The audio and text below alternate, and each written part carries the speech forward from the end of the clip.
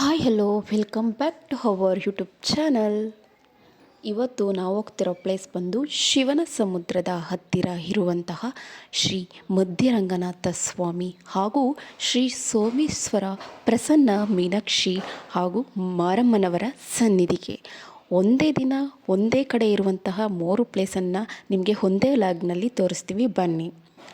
ಶ್ರೀ ರಂಗನಾಥ ಸ್ವಾಮಿ ದೇವಸ್ಥಾನವನ್ನು ಮಧ್ಯರಂಗ ಎಂದು ಕರೆಯುತ್ತಾರೆ.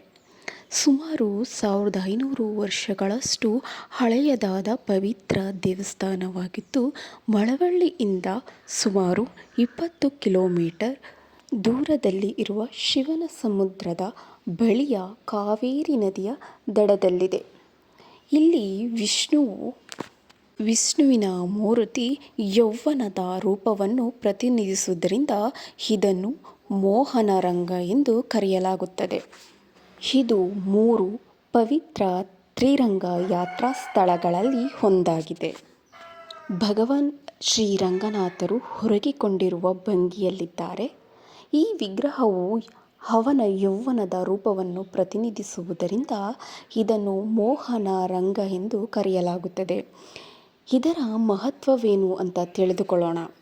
ಇದು ಕಾವೇರಿ ನದಿಯಲ್ಲಿ ಇರುವ ತ್ರಿರಂಗ ದ್ವೀಪಗಳ ಮಧ್ಯದಲ್ಲಿ ಇರುವ ದೇವಾಲಯವಾಗಿದೆ.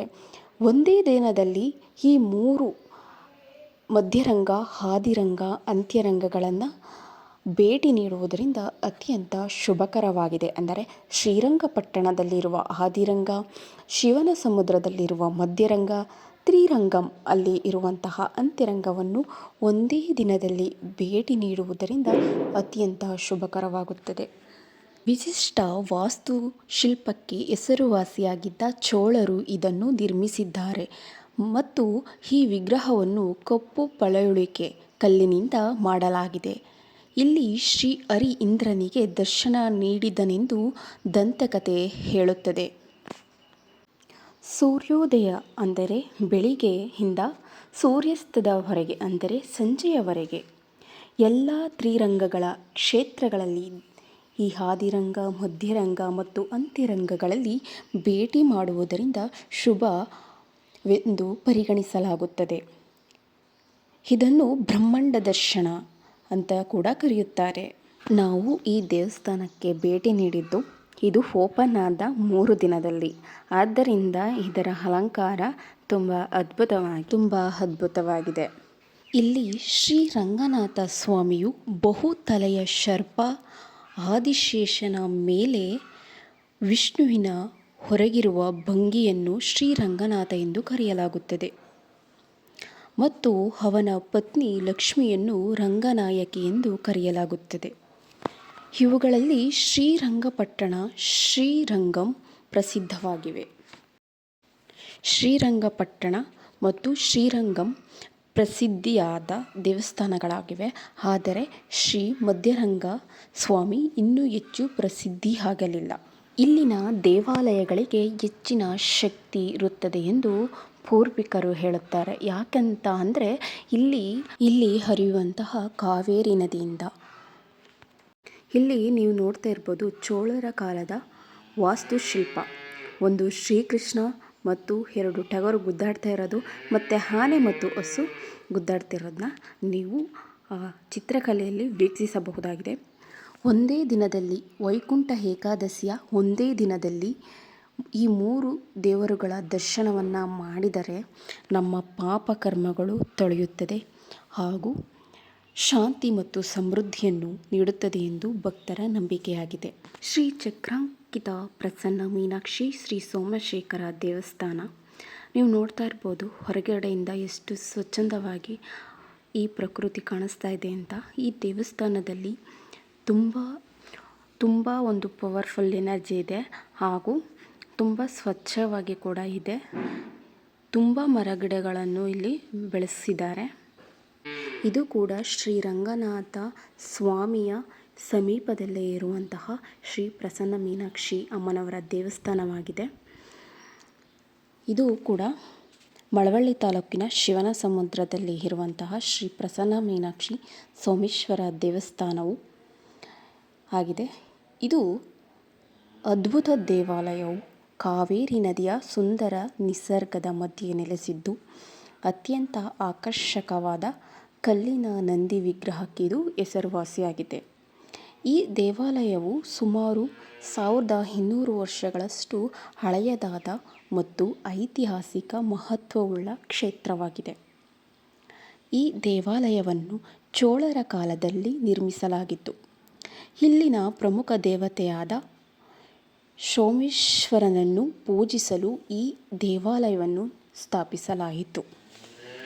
ಆದಿಶಂಕರಾಚಾರ್ಯರು ಈ ಪವಿತ್ರ ಸ್ಥಳವನ್ನು ಖುದ್ದು ಆದಿಶಂಕರಾಚಾರ್ಯರು ಶ್ರೀಚಕ್ರವನ್ನು ಪ್ರತಿಷ್ಠಾಪಿಸಿದ್ದಾರೆ ಎಂಬ ನಂಬಿಕೆಯೂ ಇದೆ. ಇಲ್ಲಿನ ಶ್ರೀಚಕ್ರದ ವೈಶಿಷ್ಟ್ಯತೆ ಏನಂತ ಅಂದರೆ, ಇಲ್ಲಿನ ಶ್ರೀಚಕ್ರದ ಮೇಲೆ ನಮಗೆ ಕಾಣುವಂತಹ ಬೀಜಾಕ್ಷರಿ ಮಂತ್ರಗಳು ಕೂಡ ಕಾಣಿಸುತ್ತೆ. ಹಾಗೂ ಆ ತಾಯಿ ಶ್ರೀಚಕ್ರ ನೋಡ್ತಾ ಇರುವ ಹಾಗೆ ಕಾಣಿಸುತ್ತೆ. ಹಾಗೂ ಅವರ ತಾಯಿಯ ಕೈಯಲ್ಲಿ ಒಂದು ಗಿಳಿ ಇದೆ. ಆ ಗಿಳಿ ಭಕ್ತರು ಹೇಳಿಕೊಂಡ ಕಷ್ಟವನ್ನು ಅಥವಾ ಕೋರಿಕೆಯನ್ನು ಗಿಳಿ ಕೇಳಿಸ್ಕೊಂಡು ನೆಕ್ಸ್ಟ್ ತಾಯಿಗೆ ಹೇಳೋ ಥರ. ಈ ದೇವತೆಯ ವಿಶೇಷತೆ ಪ್ರಮುಖವಾಗಿ ಶಿವನ ಜೊತೆಗೆ ನೆಲೆಸಿರುವ ಶ್ರೀ ಪ್ರಸನ್ನ ಮೀನಾಕ್ಷಿ ದೇವಿಯು ಭಕ್ತರ ಇಷ್ಟಾರ್ಥಗಳನ್ನು ಈಡೇರಿಸುವ ತಾಯಿಯಾಗಿ ಪ್ರಸಿದ್ಧಳಾಗಿದ್ದಾಳೆ. ಈ ದೇವಾಲಯವು ತುಂಬ ಸ್ವಚ್ಛವಾಗಿ ಮತ್ತು ಉತ್ತಮವಾಗಿ ನಿರ್ಮಿಸಲ್ಪಟ್ಟಿದೆ. ದೇವಾಲಯದ ಪ್ರಮುಖ ಆಕರ್ಷಣೆ ಶ್ರೀ ಪ್ರಸನ್ನ ಮೀನಾಕ್ಷಿ ದೇವಸ್ಥಾನದ ಒಳಗಿನ ಶ್ರೀಚಕ್ರ ಮತ್ತು ಜನರು ಶ್ರೀಚಕ್ರಕ್ಕೆ ವಿಶೇಷ ಪೂಜೆ ಮಾಡಲು ಅಲ್ಲಿಗೆ ಭೇಟಿ ನೀಡುತ್ತಾರೆ. ಶಂಕರಾಚಾರ್ಯರು ದೇಶ ಪರಿವರ್ತನೆ ಮಾಡುವಂತಹ ಸಂದರ್ಭಗಳಲ್ಲಿ ತುಂಬ ವಿಶೇಷ ಸ್ಥಳಗಳಲ್ಲಿ ಈ ಥರದ ಶ್ರೀಚಕ್ರ ಸ್ಥಾಪನೆ ಮಾಡಿರುತ್ತಾರೆ. ಆದರೆ ಕೆಲವು ದೇವಸ್ಥಾನಗಳಲ್ಲಿ ಮಾತ್ರ ಈ ಥರದ ಬೀಜಾಕ್ಷರಿ ಇರುವಂತಹ ಶ್ರೀಚಕ್ರವನ್ನು ನೀವು ಗಮನಿಸಬಹುದು. ಎಲ್ಲಿ ಶ್ರೀರಂಗನಾಥ ಸ್ವಾಮಿ ದೇವಸ್ಥಾನ ಇದು, ಶ್ರೀರಂಗಮ್ಮ ಆಗಿರ್ಬೋದು, ಮಧ್ಯರಂಗ ಆಗಿರ್ಬೋದು, ಆದಿರಂಗ ಆಗಿರ್ಬೋದು, ಈ ದೇವಸ್ಥಾನಗಳಲ್ಲಿ ಶ್ರೀ ಶಂಕರಾಚಾರ್ಯರು ಶ್ರೀಚಕ್ರವನ್ನು ಪ್ರತಿಷ್ಠಾಪನೆ ಮಾಡಿದ್ದಾರೆ. ಇಲ್ಲಿನ ಮತ್ತೊಂದು ವಿಶಿಷ್ಟತೆ ಏನು ಅಂತಂದರೆ, ಕಂಚಿಗೋದಾಗ ಹೇಗೆ ನಾವು ನಮ್ಮ ಪಾಪ ಪರಿಹಾರಗಳೆಲ್ಲ ದೂರ ಆಗಲಿ ಅಂತ ಪಲ್ಲಿನ ಮುಟ್ಟಿ ಪ್ರಾರ್ಥನೆ ಮಾಡ್ಕೊಳ್ತಿದ್ವೋ, ಹಾಗೆ ಈ ಶ್ರೀ ಸೋಮೇಶ್ವರ ದೇವಸ್ಥಾನದಲ್ಲಿ ಒಂದು ದೊಡ್ಡ ಮೀನಿನ ಚಿತ್ರ ಇದೆ. ಆ ಒಂದು ಮೂರ್ತಿಗೆ ನಾವು ಕೈಯಲ್ಲಿ ಮುಟ್ಟಿ ಪ್ರಾರ್ಥನೆ ಮಾಡಿಕೊಂಡ್ರೆ ನಾವು ಅಂದ್ಕೊಂಡಿರೋ ಕೆಲಸ ಆಗುತ್ತೆ ಅಂತ ಬಲವಾಗಿ ನಂಬಿದ್ದಾರೆ. ಇವಾಗ ನಾವು ಶ್ರೀ ಸೋಮೇಶ್ವರ ದೇವಸ್ಥಾನದ ಗರ್ಭಗುಡಿಗೆ ನಾವು ಪ್ರವೇಶ ಮಾಡ್ತಾ ಇದ್ದೀವಿ. ನೀವು ನೋಡ್ಬೋದು ಶಿವನ ಒಂದು ಮೂರ್ತಿಗೆ ಹೇಗೆ ಅಲಂಕಾರ ಮಾಡಿದ್ದಾರೆ ಅಂತ. ಇದೇ ನೋಡಿ ನಾನು ಹೇಳಿದ್ದು ಮೀನಿನ ಒಂದು ಚಿತ್ರ. ಇದರ ಕೆಳಗೆ ನಿಂತು ಪ್ರಾರ್ಥನೆ ಮಾಡುವುದರಿಂದ ನಮ್ಮ ಮನಸ್ಸಿನಲ್ಲಿ ಈಡೇರಿಸಿಕೊಂಡಿರುವಂತಹ ಎಲ್ಲ ಒಂದು ಕೆಲಸಗಳು ಆಗುತ್ತೆ. ಮದುವೆ ಆಗದೇ ಇರೋರಿಗೆ ಮದುವೆ ಆಗುತ್ತೆ, ಮಕ್ಕಳಾಗಲಿಲ್ಲ ಅಂದವ್ರಿಗೆ ಮಕ್ಕಳಾಗುತ್ತೆ. ಇನ್ನು ಯಾವುದೇ ಒಂದು ಕೆಲಸ ಕಾರ್ಯಗಳಲ್ಲಿ ನಮಗೆ ಅಭಿವೃದ್ಧಿ ಬೇಕು ಅಂತ ನಾವು ಕೇಳ್ಕೊಳ್ಳೋದ್ರಿಂದ, ಇದರ ಮುಂದೆ ನಿಂತು ಕೆಳಗೆ ಪ್ರಾರ್ಥನೆ ಮಾಡೋದ್ರಿಂದ ಅದರ ಫಲ ನಮಗೆ ದೊರೆಯುತ್ತದೆ. ನಾವು ಕೂಡ ಇಲ್ಲಿ ಈ ಪ್ಲೇಸ್ಗೆ 3ರಿಂದ 4 ಸಲ ಹೋಗಿದ್ದೀವಿ. ನಾವು ಅಂದ್ಕೊಂಡಿರುವಂಥ ಕೆಲಸ ಆಗಿದೆ. ನಮ್ಮ ಹಸ್ಬೆಂಡ್ಗೂ ಕೂಡ ಒಂದು ಕೆಲಸ ಆಗಿದೆ. ನನಗೂ ಕೂಡ ಇಲ್ಲಿ ಬಂದಮೇಲೆ ನಾನು ಇದರ ಕೆಳಗಡೆ ನಿಂತು ಪ್ರಾರ್ಥನೆ ಮಾಡಿದ್ಮೇಲೆ ನನಗೆ ಮದುವೆ ಆಯಿತು. ಒಳ್ಳೆಯ ಹುಡುಗ ಸಿಕ್ತ. ಮತ್ತು ನಮ್ಮಣ್ಣ ರಿಯಲ್ ಎಸ್ಟೇಟ್ ಬಿಸ್ನೆಸ್ ಮಾಡ್ತಾ ಇರೋದರಿಂದ ಅವನಿಗೂ ಕೂಡ ಒಂದು ಪ್ರಾಪರ್ಟಿ ಸೇಲ್ ಆಗ್ತಿರಲಿಲ್ಲ. ಇಲ್ಲಿ ಬಂದು ಪ್ರಾರ್ಥನೆ ಮಾಡಿಕೊಂಡು ಹೋದ್ಮೇಲೆ ಒಂದು ಕೋರಿಕೆಯನ್ನು ಇಟ್ಟು ಹೋದ್ಮೇಲೆ ನಮಗೆ ಸೇಲ್ ಆಯಿತು. ದೇವಸ್ಥಾನದ ಆಪೋಸಿಟ್ಟೇ ಇಲ್ಲಿ ಹೋಮ ಹವನಗಳನ್ನ ಮಾಡ್ತಾರೆ. ಬನ್ನಿ ಮರದ ಕೆಳಗಡೆ ಹೋಮ ಹವನವನ್ನು ಕೂಡ ಮಾಡ್ತಾರೆ. ಈ 3 ದೇವಸ್ಥಾನಕ್ಕೂ ಭೇಟಿ ನೀಡಿದ್ಮೇಲೆ 1 ಗಂಟೆಗೆ ಸರಿಯಾದ ಸಮಯ 1 ಗಂಟೆಗೆ ನಮಗೆ ಶ್ರೀ ಮಧ್ಯರಂಗನಾಥ ಸ್ವಾಮಿ ದೇವಸ್ಥಾನದಲ್ಲಿ ಅನ್ನ ಪ್ರಸಾದ ಕೂಡ ಏರ್ಪಾಡು ಮಾಡಿರ್ತಾರೆ. ಈ ಜಾಗಗಳಲ್ಲಿ ತುಂಬ ಪವರ್ಫುಲ್ ಇರುತ್ತೆ. ಯಾಕಂತಂದರೆ ಕಾವೇರಿ ನದಿ ಹರಿಯೋದ್ರಿಂದ ಯಾವ ದೇವಸ್ಥಾನದ ಅಕ್ಕಪಕ್ಕ ನದಿಗಳು ಹರಿಯುತ್ತೋ ಅಲ್ಲಿನ ಒಂದು ದೇವತೆಗಳಿಗೆ ಪವರ್ ಅನ್ನೋಂಥದ್ದು ಜಾಸ್ತಿ ಇರುತ್ತೆ ಅಂತ ನಮ್ಮ ಪೂರ್ವಿಕರು ನಮಗೆ ಹೇಳ್ತಾ ಇರ್ತಾರಲ್ವ. ಇಲ್ಲಿ ನೋಡ್ತಾ ಇರ್ಬೋದು ಎಷ್ಟು ಸ್ವಚ್ಛವಾಗಿ ಇಟ್ಕೊಂಡಿದ್ದಾರೆ ಈ ದೇವಸ್ಥಾನನ ಅಂತಂದರೆ ತುಂಬ ಸ್ವಚ್ಛವಾಗಿ ಇಟ್ಕೊಂಡಿದ್ದಾರೆ.